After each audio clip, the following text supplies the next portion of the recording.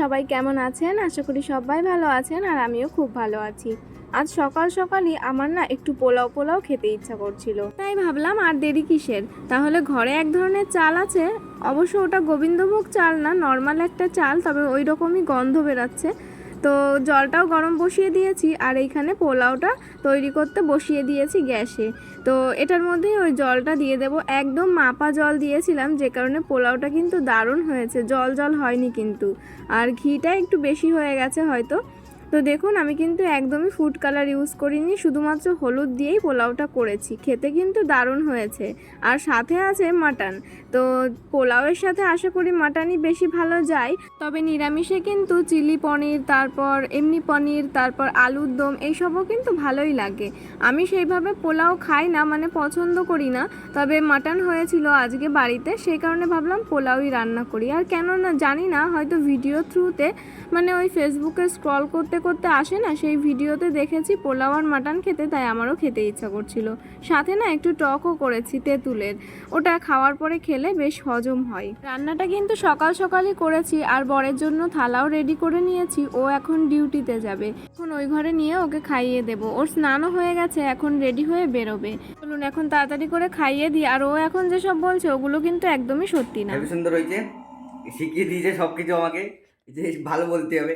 হ্যাঁ ভালো হয়েছে, সুন্দর হয়েছে। আসলে ওকে ক্যামেরা অন করে বললাম কেমন হয়েছে বলো, আর ও তো কি বললো আপনারা শুনেই নিয়েছেন, আসলে খেতে না দারুণ টেস্ট হয়েছে, তবে ভিডিও ক্যামেরা করছিলাম সেই জন্য ওই রকম করে বলল। আমিও খেয়েছি, আমি এমনি পোলাও পছন্দ করি না বললামই, তবে আমারও ভালো লেগেছে।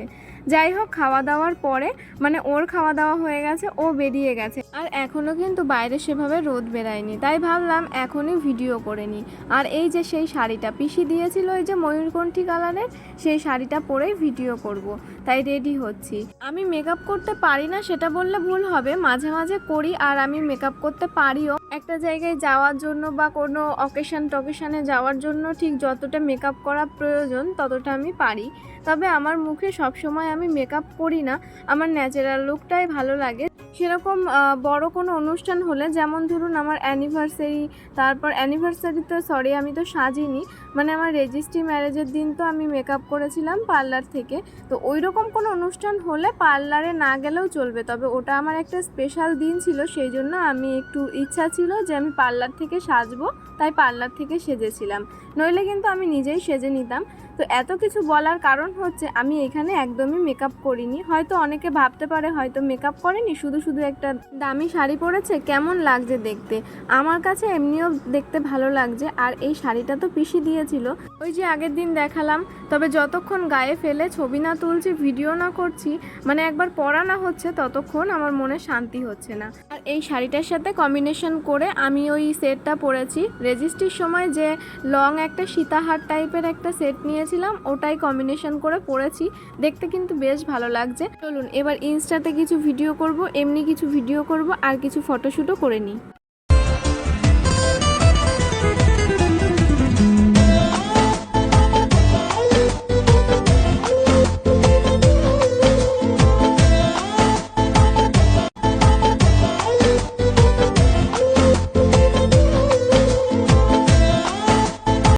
ভিডিও করা হয়ে গেছে, অনেক ফটোও তুলেছি, এখন ওই 11টা মতো বাজে, তো এখন খেতে বসেছি। হ্যাঁ আজকে একটু লেট হয়ে গেছে খেতে খেতে, ওই ভিডিও করছিলাম, আসলে আমার না টাইম মেনটেন করে ভিডিও করতে হয়, সব সময় তো পারি না, বাড়ির সমস্ত কাজ করে তারপর আমার ভিডিওর দিকে যেতে হয়। তো দেখুন এখন খেতে বসেছি, আর আপনারা হয়তো ভাবতে পারেন সাদা ভাত আবার পোলাও দুটো একসাথে কেন, আসলে আমার শ্বশুর মশাই মানে বাবু পোলাও ফ্রাইড রাইস এইগুলো বেশি একটা পছন্দ করে না, তাই কাজের মধ্যে থাকবে, তো ডিউটি থেকে এসে যদি পছন্দ না করে, মানে খেতে না ভালো লাগে, তার জন্য আমি সাদা ভাতও করেছি, যদি পোলাও না খায় তাহলে সাদা ভাত দেবো, ওটা দিয়েই খেয়ে নেবে বাবু।